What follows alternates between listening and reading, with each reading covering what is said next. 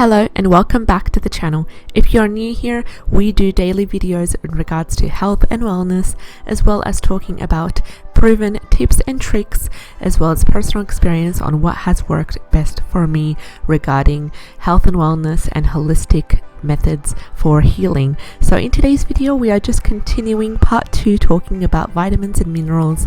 Yesterday we talked about the vitamins and minerals, their benefits, their importance, and I will link the playlist in the description box below so you can be able to view that if you are interested. So we are just going to continue talking about the vitamins and minerals that we are most likely to be deficient in.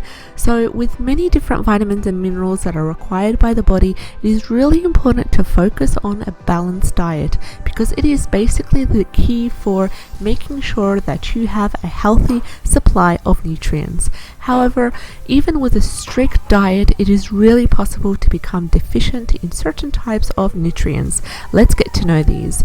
In this video, you will discover some of the common vitamins and mineral deficiencies that you need to be aware of, and it's important to assess them and make sure that you take the required food sources or required supplements for them. First of all, we have the most important and the most common mineral to be deficient in, and this is iron. So basically, iron is found in every cell within the body.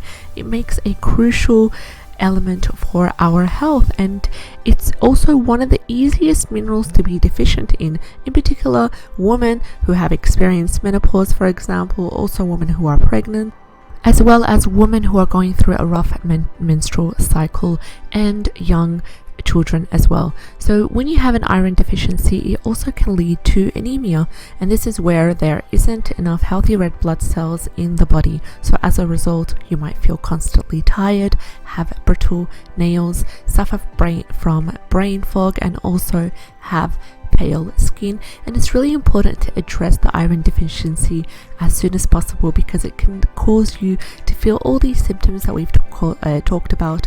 So basically, when it comes to iron deficiency, if you are a vegan, I would highly recommend you to focus on vegan sources of iron, such as some legumes as well, also spirulina, chlorella, moringa. These are all really healthy sources of iron that are bioavailable to us, and they only take about 5 grams per day in order to supplement with iron using either spirulina, chlorella, or moringa. I would highly recommend. If you are not a vegan, then the best sources of iron are chicken liver, as well as you can also focus on beetroot. This applies for vegans and non-vegans, of course, and red meats, as well as adding a little lemon juice, a citrus component to the meats and to the protein will help in iron absorption as well.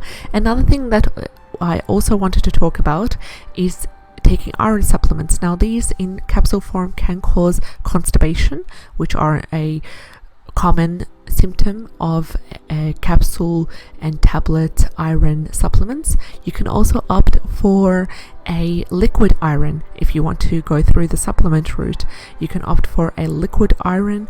Really amazing, and it's really easy for the body to absorb. The next top vitamin that we are more likely to be deficient in is, of course, vitamin D. So we get most of our vitamin D levels from natural sunlight, and it's really easy not to get enough of a daily dose. So it's really important to make sure that if you work indoors and you spend very little time outdoors, you are unfortunately at most risk of a vitamin D deficiency. And how can we fix this? Well, first of all, if you are in a living in a climate where there is a lot of sunshine, make sure you get out and take your dose of vitamin D naturally. If you have strong sunlight and strong summer season, make sure to wear a sunscreen before getting out and make sure to protect your skin that way. Another thing is, which is the most common, is to take a vitamin D supplement, and these come in gel capsules. Another thing that I've also noticed is when you take a vitamin D liquid form, it will absorb much more easier in the body. So if you have a vitamin D liquid, vitamin D spray, it's really important to focus on these because they will help to easily integrate into your body. Here in Finland, we live in a climate where there is a small amount of sunshine, so it's really important for us to focus on the vitamin D supplement and make sure that it is high quality as well. The third supplement, or the third mineral, that we are most likely to be deficient in is iodine.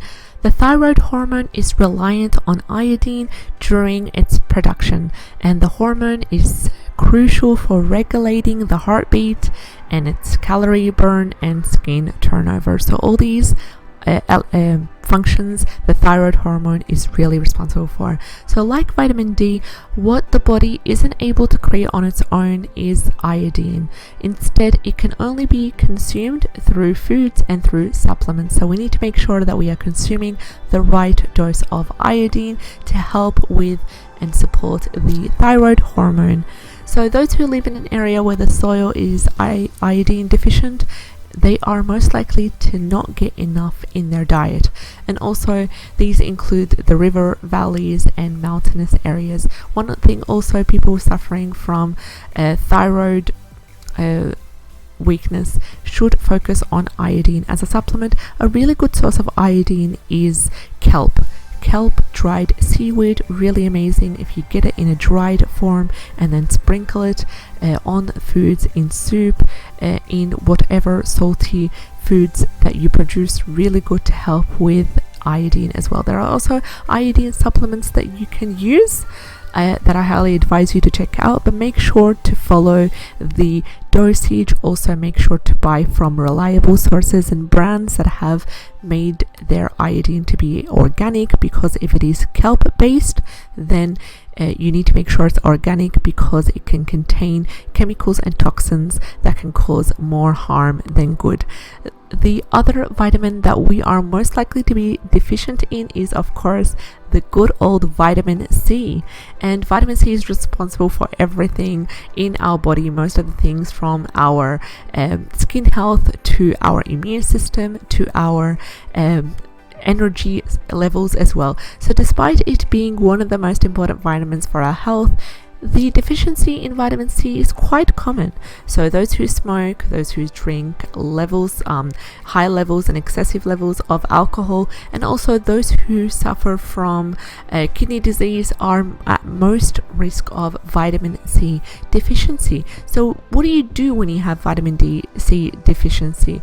It can cause gum disease, unfortunately, and also it can result in a weak immune system and skin issues. So if you realize that you are deficient in vitamin C, or you need to raise your levels of vitamin C, opt for foods that are high in vitamin C, citrus foods, as well as green foods like kale, really high in vitamin C. Another thing that's high in vitamin C is spirulina. Moringa is also high in vitamin C. Another thing that you can do is to take vitamin C supplements, and these come in different forms. So the best supplement that I recommend and that I've been trying for vitamin C, and it has worked greatly in improving the immune system for me and my family, is vitamin C complex, food based. Really important, not the ascorbic acid, the food based vitamin C complex, which is based from bioavailable sources of food, and it will also be easier for your body to absorb, and you will get great results from that. So give it a try, see if it works for you. And there are a lot of studies that back up the claims to how the vitamin C food-based complex is really important and how it has helped compared to the synthetic form of vitamin C, which is ascorbic acid. So highly recommend vitamin C for everyone, because it's really important for so many different functions, as we talked about.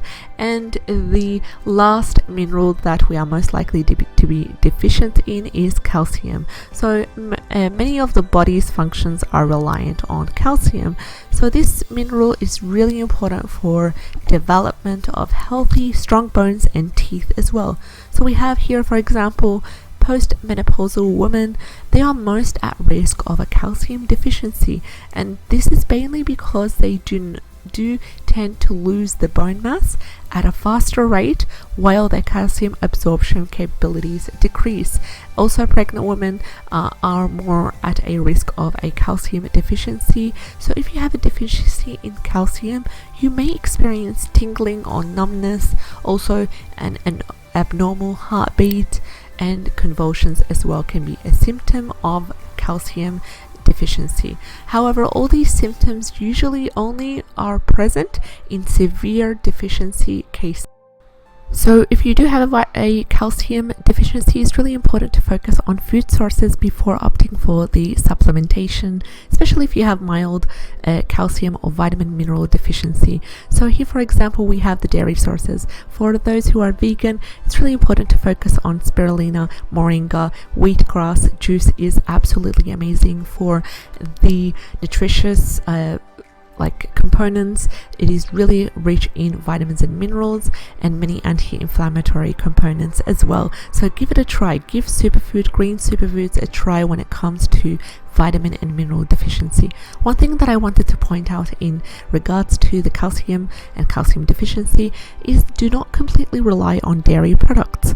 And these are for the people that are not vegan. Do not completely rely on dairy products, because dairy products have been proven to cause an excess of mucus. Also, for some people, they might cause an inflammatory response. So they can cause mucus, they can cause a weakened immune system as well for some of us. So it's important to see what are the calcium sources that are high in calcium that we've talked about.